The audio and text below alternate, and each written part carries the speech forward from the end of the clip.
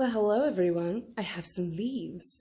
I went to the amazing M&M Nursery in Orange, California, and the gentleman was kind enough to give me as many leaves as I would like as long as I did not strip the plant. Obviously, I did not strip his plants, but there's also a short video in the Facebook group if you want to see me being confused by a lot of plants I've never seen before. They have some amazing plants there.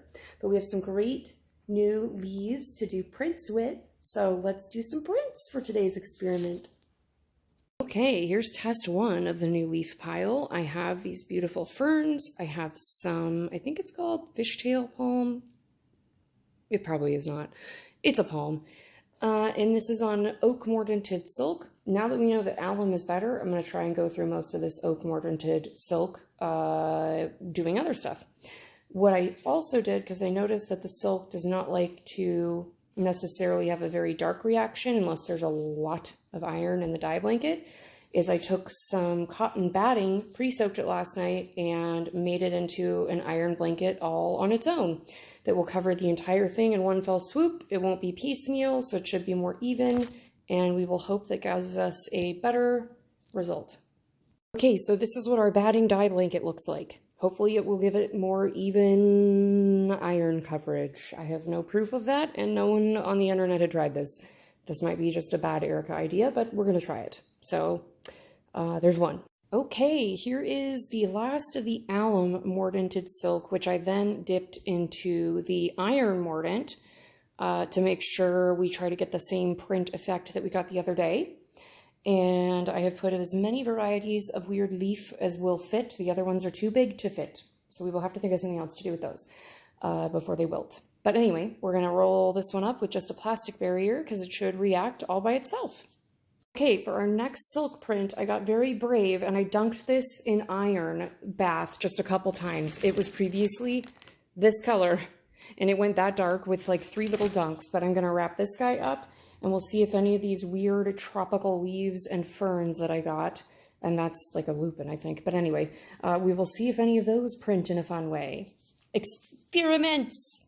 Okay, oak gall tanned silk, and I'm going to try to get enough iron dye blankets onto this little booger to make them print a little bit. And I just kind of want to see what all these leaves colors come out as. 1 on the silk, and 2 as a alum mordant on the other one that we did, and as a oak gall mordant on this one. So I'm going to cover it in dye blankets and roll her up. And then that will be our last test for this new leaf test. I found a random scrap of silk at the bottom of my mordant bowl, so waste not, want not. I'm going to throw plastic on it and wrap it. Why not? It'll make a bookmark. I don't know. Okay, I love you. Bye-bye. There goes our new dye experiments, waiting to print the new creepy ferns we got today. What wonders await? Well, hello everyone. We are back with our newest iteration of iron mordanting. And I don't remember which one is in where, but I'm pretty sure that this one is the micro-sized itty-bitty one that we put in at the very last second. So I'm going to do the speed unwraps for you so that you're not sitting here all day watching me pluck leaves off, and we'll see how we did on this itty bitty teeny tiny one that I believe has a new species of eucalyptus that we hadn't seen before. So let's see how it turns out.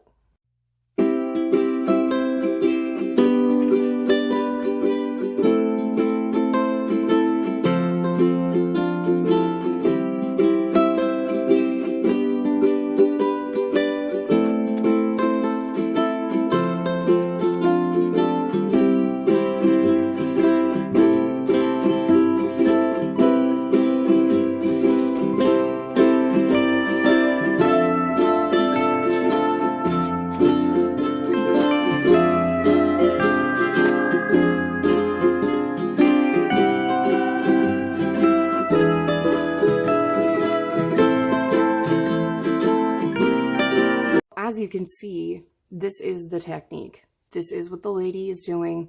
She's alum mordanting it first, and then she's giving it an iron dip. And for whatever reason, this particular species of eucalyptus that I use, which is very slightly different than the one that grows at my dad's house. Printed really clean. So good. So good. Okay, I'm gonna unroll another one for you in speed mode.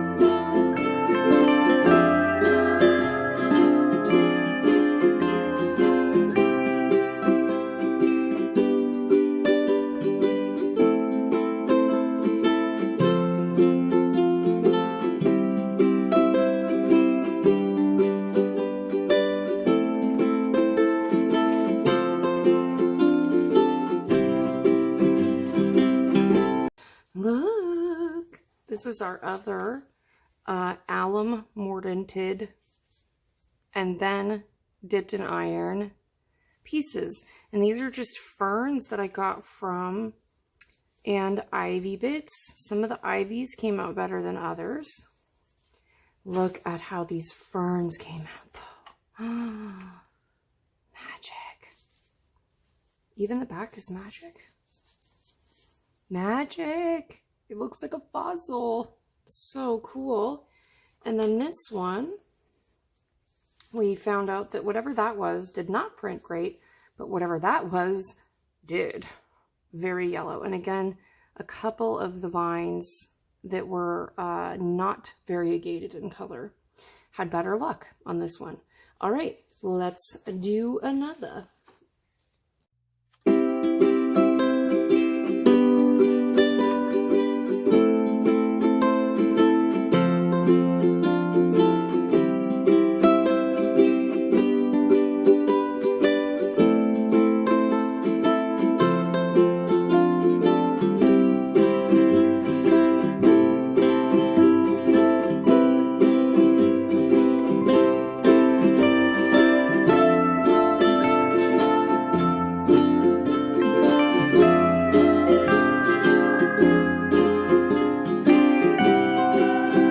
Well, this is a lesson learned in that you cannot pre-treat something that has already been treated in oak gall tannins before you try to get a print with it. I think that several of these would have printed. These ones are kind of covered in the little weird spores, so I might flip them over if I ever don't do those again. But lesson learned on that, do not try to dip it in iron first. And we will use that piece of silk as a dye blanket from now on. I'm going to tidy up and unravel a new one for you.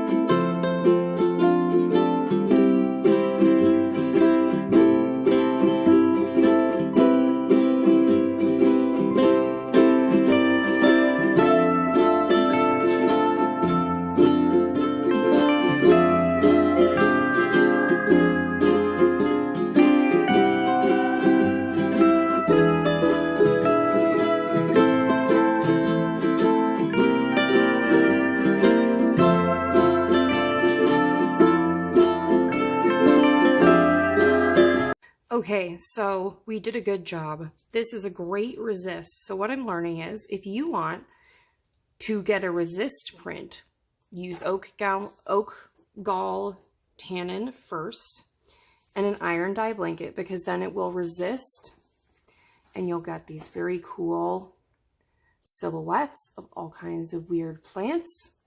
If you want a print, you have to do it the other way. And then I also wanted to show you, look at how cool the dye blankets came out on these. Naturally. More dye blankets. Ooh, oh, it's like a Rorschach. I really like this one. Too fun. Okay, let's do our last one, which should be a beautiful silk charmeuse. And oh, look at that. Rose leaves. Very colorful on silk. Noted. We got some really neat, interesting portions over here. All right, let's unroll the last one, which has our big, crazy iron dye blanket made out of a the inside batting for a quilt. No one else had tried it, so I did.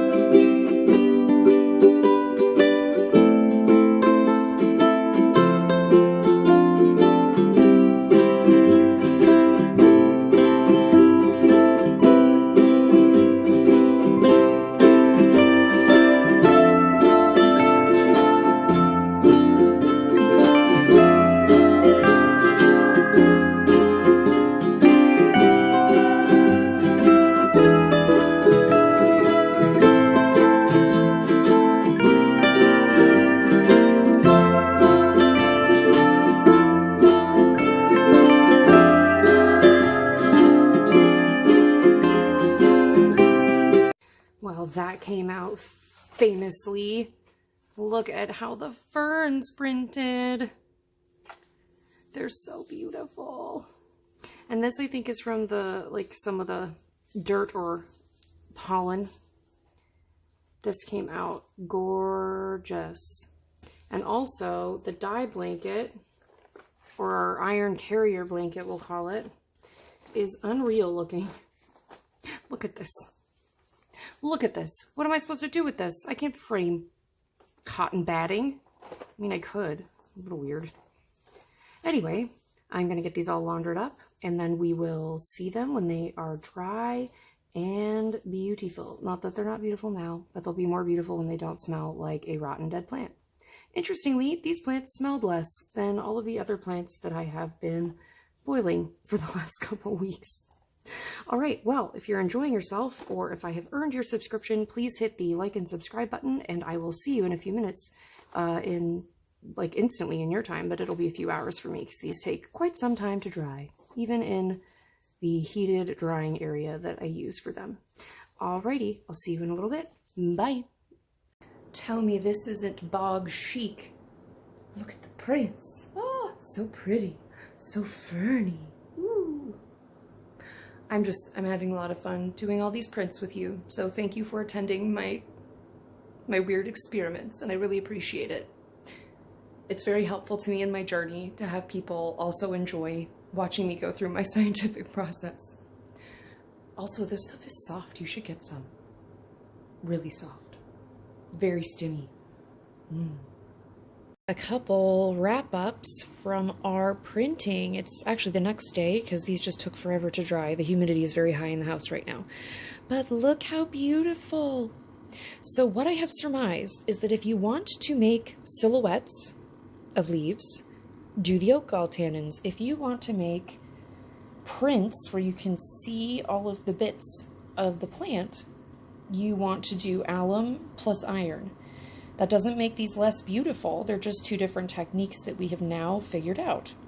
And you can see that some of them gave off some faint color. The rose leaves, again, were perfect. But the ferns, look at the weird ferns. I'm going to have to go back and get more weird ferns from the nice man. I will bring him a print. I will not take advantage of his kindness, I promise. But this is oak gall mordanted silk noir with an iron dye blanket that we used the batting for, which is even cooler because we used a new technique and it worked. And it made beautiful, perfect resist prints. There's like some of the ivy vines that I grabbed. So anyway, yay for that one. And then there's some of the palm, which came out so nice. All right, let's review our other small pieces. This is the beautiful silk charmeuse scarf that we used an iron dye blanket on. I wanted to use this as a very specific example, and here's why. I like to put leaves of the same type at opposite ends of a piece of fabric that I'm rolling up to see if the rolling has any effect on it, and clearly it does, because look at how much crisper and nicer this print is, and it actually printed more color than this one. Now, what I think is happening, this is the side I rolled up first. It's getting wrapped around a small, like 1-inch dowel.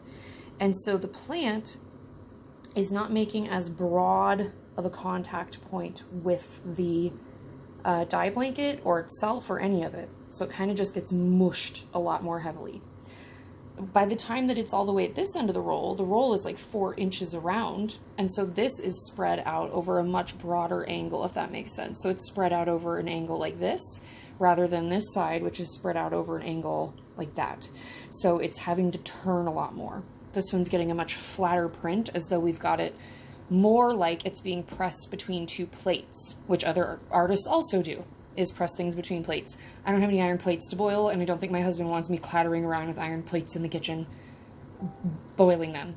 Anyway, but what I think you can do as an alternative to that is use a bigger dowel, or like I've seen some people use, is using a hot water safe PVC pipe, because you can steam it and get it to that temperature safely. So if you are ever interested in getting crisp prints that match on either end, you can definitely use a thicker form of rolling object. And then here there was like no tannin in this beautiful palm frond that I put on there. And so it just made like a beautiful, perfect resist with a little bit of extra iron freckles and then some more fern. So I'm so pleased with this, and I actually will be giving this to my tattoo artist. I like to exchange art with other artists whenever I come to them. And so this is what I've made for my artist. Hey, and these were the ones I did to make sure that I had the technique right, and I believe I do, because here is the second try at alum mordanted silk noir, then dipped in an iron mordant, and then printed upon. And look at how beautiful these are. I'm so proud of them. This was a different species of eucalyptus my husband brought me that turned much grayer and redder and browner than the other ones I have used before. Also, I used this as a bit of an experiment to see what leaves would print that I brought home from the nursery. The ferns did great. They look lovely. Whatever in God's name that plant was looks great. I probably should have, taken a picture of the plant to remember what in God's name it was. That would have been smarter. Whatever that was didn't print at all. That's just no good. And then this little fern, like maidenhair fern of some sort, made kind of a nice print. I think that could be improved upon with maybe like a stronger iron bath to make it a little crisper perhaps. Maybe a little longer. I don't know. But these came out great, and it confirmed that we do have the special technique correct. We just have to now find every good leaf to print ever. It's going to be great. I just want to show you one dye blanket before we're done, and then we'll be on to another experiment. These are the two dye blankets from the piece of silk noir, not the charmeuse. But what I think is so interesting is these were almost pitch black when I put them onto the fiber, like almost completely. They're just unmordanted iron dye blankets, right? And they've been used a bunch of times before. But when I put them on, somehow, sometimes, all of the iron where there's a resist falls out. And literally the iron disappears from where it was previously blackened, and it shows up with a new print. And so sometimes I just end up keeping these dye blankets because I think that, like, this looks like a cool river tributary from space, or this looks like big, like, glacial moraines coming down a mountain. Like, there's a million things you could use them for and envision them to be. So I end up keeping a lot of these weird, horrible dye blankets because they're not weird and horrible. They're beautiful in their own way, and they're the negative print of the plant that you smooshed. So I just wanted to mention how lovely the dye blankets can be sometimes, and don't be afraid to keep them and use little pieces of them in projects in the future. I thank you so much for coming on yet another experiment with me. Now that we've got this hacked, the new silk should be arriving in a few days. We'll get mordanting that with alum, and then we'll be off to the races with our eco printing. Thank you so much. If you would leave a comment, a like, or subscribe, I'd be eternally grateful. See you in the next one. Bye!